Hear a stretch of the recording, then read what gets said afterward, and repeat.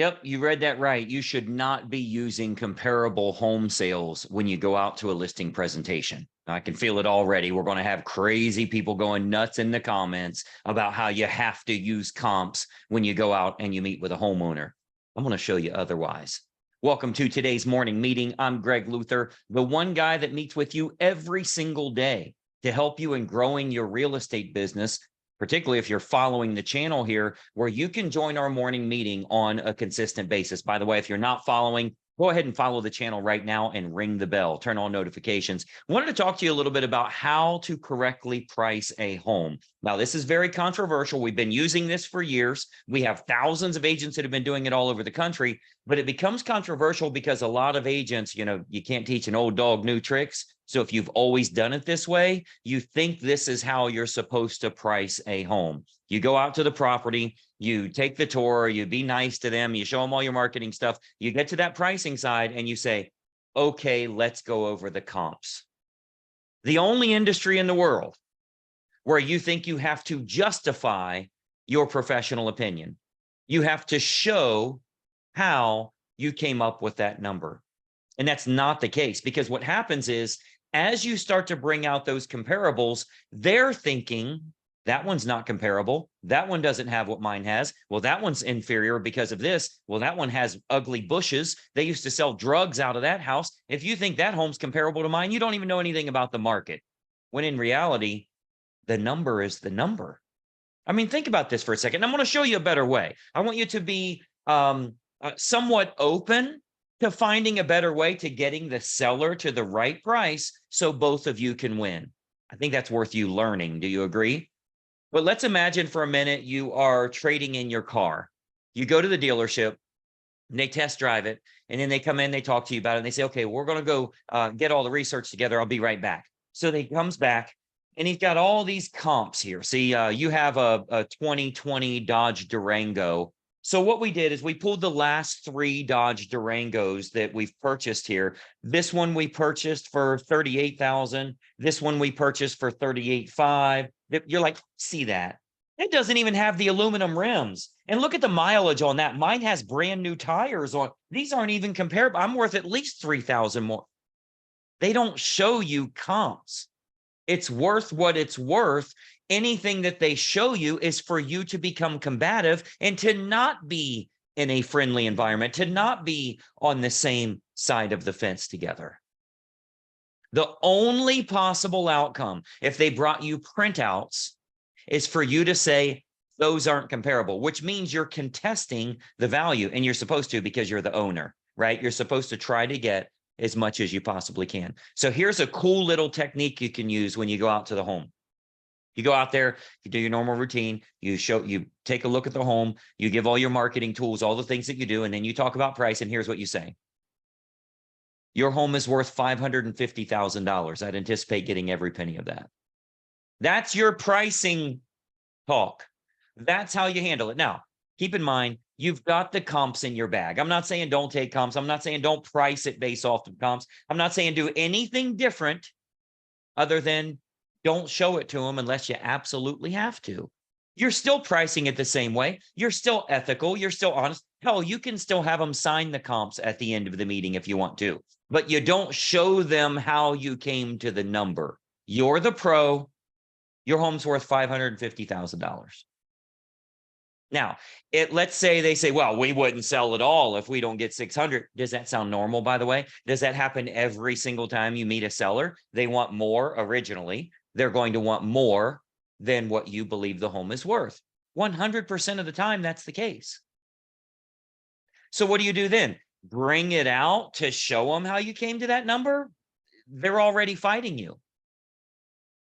So here's what it might sound like. In my professional opinion, your home is worth exactly $550,000. I'd anticipate getting every single penny of that with a very strong target marketing campaign. That's what I'd like to put in place. We'll get you $550,000. Oh, well, we want $600,000 for our home. That's great news for me.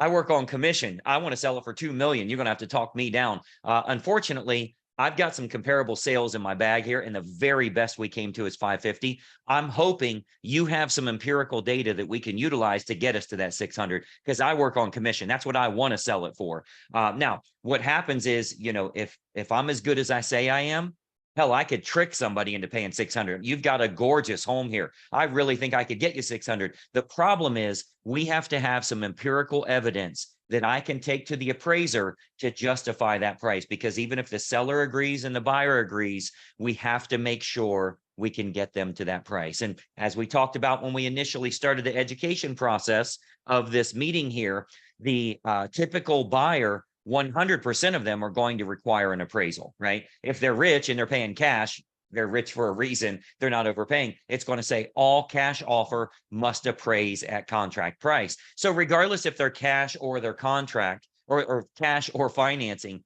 they're going to require an appraisal. So if anybody can sell it for more than it might be worth, that would be me. But we have to have some empirical evidence that I can take to the appraiser to go to bat for us when I sell the home. Now, all I have is 550. I can bring it out and show you if you'd like. Or if you have any data, let's use that, because then we all win. Show me what you got. Do you see how much better that's going to work? Now, I know it's different. I know usually you bring out your comparables like this and you start showing them, and all they're looking for is the reason this is bullshit.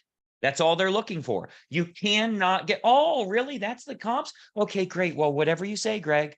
Do you really think it works that way?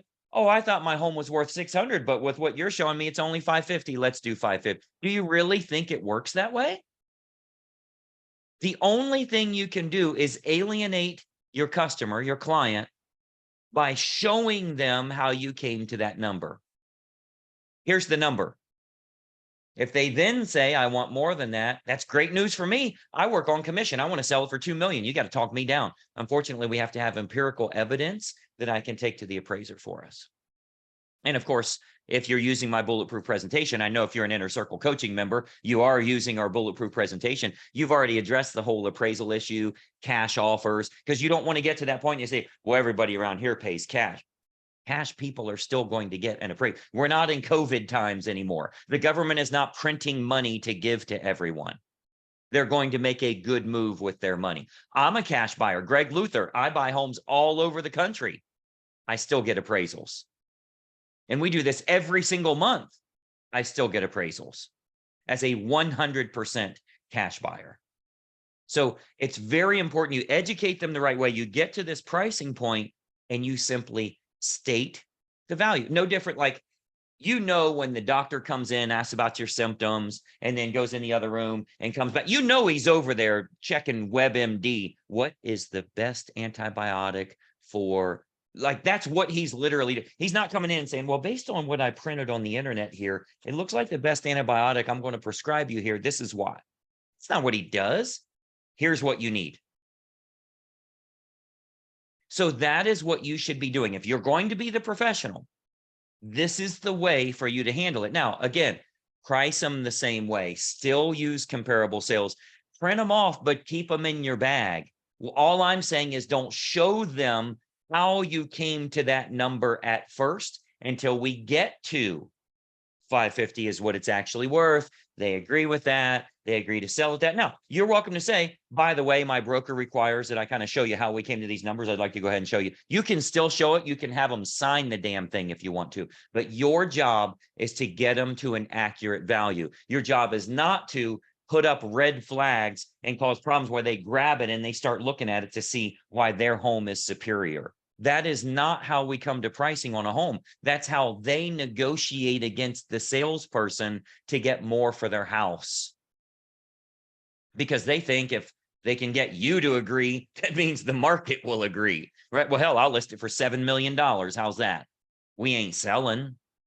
It doesn't matter what you like. You're not negotiating with me. The buyer is the one that's going to buy the property. Now, as many of you know, again, as an Inner Circle coaching member, if you've been through that bulletproof listing presentation, when you do get to comparable sales, the best way to do it, if you do get to that point and you do need to bring them out of the bag, you show your 3 or 4 best comparables, okay, like this, your 3 or 4 best comparables. You have your tax records print out on their property. And you literally say, Mr. and Mrs. Homeowner, this is your home here. As you know, it's 2,600 square feet, 4 bed, 2.5 bath. Here, let me have you hold this here. Okay, so this is your property. So they literally hold it.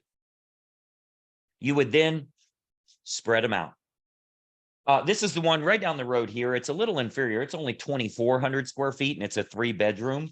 This one just sold here recently. This one here is an exact replica of your home, 2,600 square feet. I think yours might be in a little better condition, but they've got that fenced in yard. And then this was the big one down the road, the 3,100 square feet. Now, slide your home in here. Where do you think your home fits? Go ahead and slide it in right here. Yep, and I would agree. So what they'll do is they'll slide it right in here, right? So they slide it in like that. Yep, I totally agree. So you're going to be superior to the 2,600, but inferior to the 3,100. Now, this one here sold for $540. This one sold for $550. This one sold for $560. So I think you'll agree that's how you do it. You physically make them do this. This is where my home fits. They physically slid it in between 540 and 550. You see what I mean? This is the correct way. And again, this is a very brief morning meeting version of this. Get on the Inner Circle members website and go through that bulletproof presentation where we talk about how you correctly price a home. Let me tell you something. You know what's really, really expensive that you can't afford right now? You can't afford to go on an appointment, screw it up, and lose $12,000. That's ripped away from your, that's a $12,000 cost. That's literally money you deserved that you did not earn. And it's because you weren't properly trained when you went out on the appointment. And let me ask you, what percentage of homeowners, when you meet with them, they initially want more than their home is worth? It's 100%. Same as if you're in the car industry, they want too much for their car. Same as if you sell yachts, they want too much for their yacht. Any high ticket item, they're going to start high because they think they're negotiating with the salesperson rather than the buyer. So I want to make sure you get this pricing right. Again, little bit different. We're still pricing it the same way. It's still honest. It's still ethical. It's still everything else. It's the way we present it to them keeps them on the same side of the fence as us.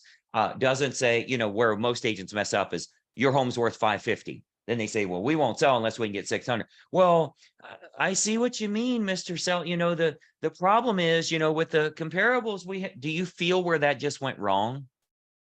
Agree with them. Well, that's great news for me. I work on commission. Like, bring it up that you want to sell as high as you possibly can. You don't want to do this back and forth negotiation. Well, I understand you want 600, but with the way the market is now, and you know, now that you're selling from your heels, that is not the way you negotiate. You have to get better at sales. You have to get better at presentations. There's nobody out there that's teaching this because nobody else is in the field doing this stuff consistently, working with agents, listening to recordings, physically going on appointments with agents on a consistent basis. That's what I do. And that's why our agents are getting superior results. If you're not a member with us, I want you to check out this video description below, or you can just go to getfastclosings.com. This is how you get better at what you're doing. When you pull out these comparable sales, if you do it early, while we're still trying to come up with what our initial numbers are out there, you're going to be screwed. It's not going to go well. You're going to meet somewhere in the middle, which still means you lose. It's not going to get you where you need to be. Are you following this channel? Are you getting some good stuff every day to help you grow in your business? Because let me tell you, all you got to do is try it one time. Watch what happens. Try it one time and watch what happens here. Let me know your thoughts. What are your thoughts on pricing a home, presenting price to a homeowner? What issues do you often come up with? Let me know in the comments down here. What issues do you come up with homeowners? Do you find they often want more for their home than it's actually worth? And then you have to do that negotiating back and forth. And more importantly, what do you think of this approach? What do you think of this approach? Let me know in the comments here. Thanks so much for watching. I got some great content for you tomorrow. I think you're really going to like tomorrow's morning meeting. Make sure you're following the channel and you ring the bell, turn on notifications. It'll let you know Greg just posted a new free training video for you. Check out the video description box below. See me at getfastclosings.com and we'll talk soon. Bye-bye for now.